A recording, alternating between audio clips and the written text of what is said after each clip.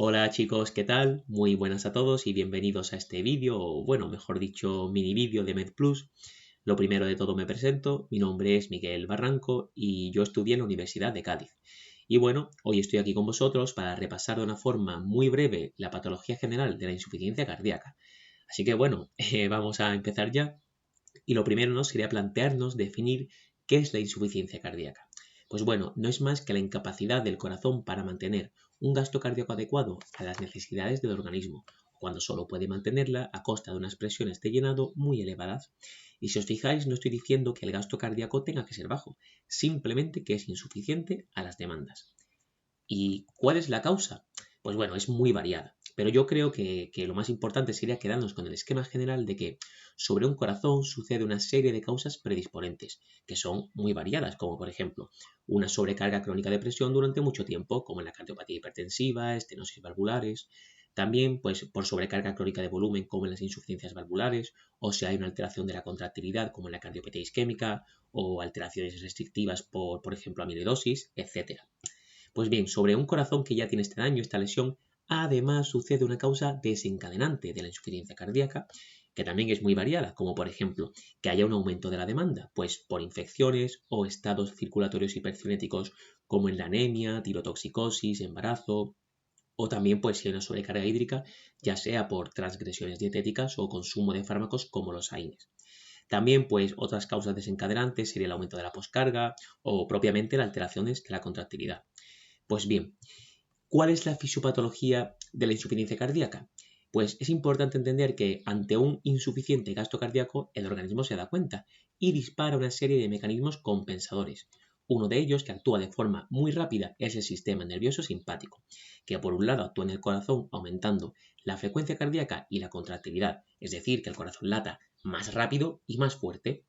También actúan los vasos periféricos, por un lado en las arterias, aumentando la resistencia periférica y por tanto la tensión arterial, y también produce una vasoconstricción selectiva asegurando el flujo a órganos clave, como por ejemplo cerebro o corazón. También actúa en las venas, aumentando el tono y por tanto el retorno venoso y con ello la precarga. Pues bien, el riñón también se da cuenta de que hay un gasto cardíaco que es insuficiente y dice, pues voy a activar el sistema renina-angiotensina-aldosterona, que es el que aparece en la imagen. Y es importante porque la angiotensina 2 aumenta también las resistencias periféricas y es vasoconstrictor a nivel de la arteriola eferente del glomérulo. También la aldosterona es importante porque en el túbulo contorneado distal actúa reabsorbiendo agua y sodio y eliminando protones y potasio. Pues bien, también otras sustancias se liberan en la neurohipófisis que se denomina ADH o vasopresina y actúa como estímulo en el centro de la sed y también hace que se reabsorba exclusivamente agua en el túbulo colector. Pues bien, podemos decir a grosso modo de que en general todos estos mecanismos actúan conjuntamente aumentando la volemia y la tensión arterial. Y toda esta sobrecarga hídrica llega al corazón, pero que es un corazón dañado, un corazón lesionado, que no puede manejar tanto volumen y se sobrecarga. Y las aurículas y los ventrículos con esta sobrecarga de presión sintetizan en respuesta los péptidos natriuréticos atriales y ventriculares, que hacen justamente lo contrario, natriuresis y vasodilatación. Pero cabe destacar que este mecanismo es mucho menos potente que todos estos y el efecto neto es aumento de la volemia y de la tensión arterial.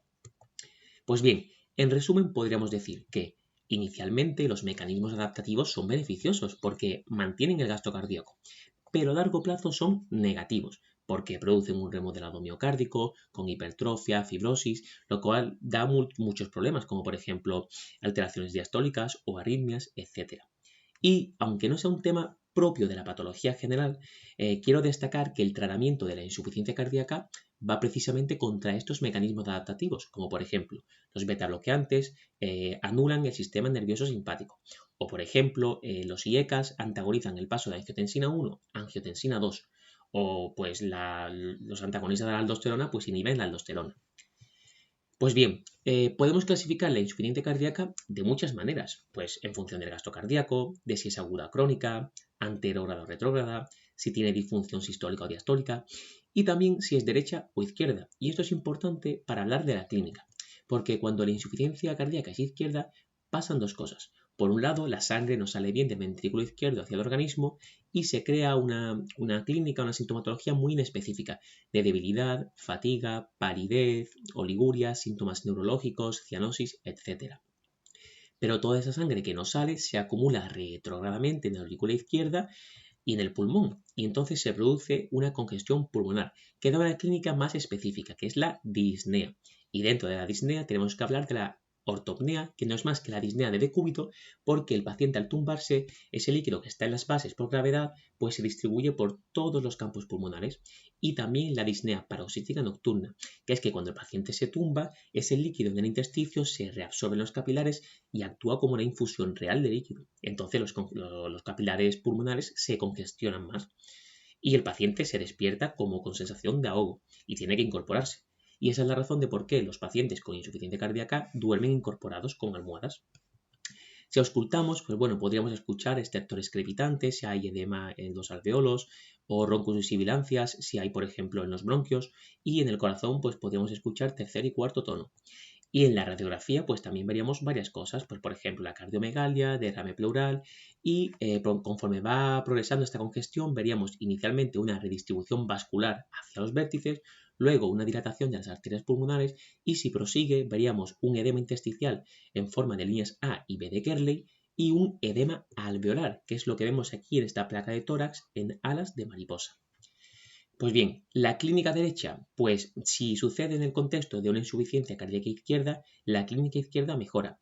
Y la clínica de la derecha, pues realmente es de congestión sistémica, en forma de edemas, ascitis, hepatomegalia, derrame pleural, cianosis y muy importante, reflujo hepatoyugular, aumento de la presión venosa central y el signo de Kussmaul, que es el aumento de la presión en la vena yugular con la inspiración. Pues bien, el diagnóstico clásicamente pues siempre ha sido clínico radiológico.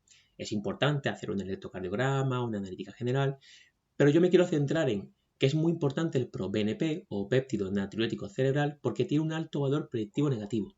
¿Y esto qué quiere decir? Pues que si un paciente con clínica compatible tiene un proBNP normal, es muy improbable que tenga insuficiencia cardíaca, casi que no lo descarta. Si lo tiene alto, pues puede tenerlo o no. Pero si lo tiene normal, es muy improbable. Y también es importante la ecocardiografía, que cada vez tiene más peso, porque primero valora causas predisponentes y desencadenantes que hemos visto anteriormente.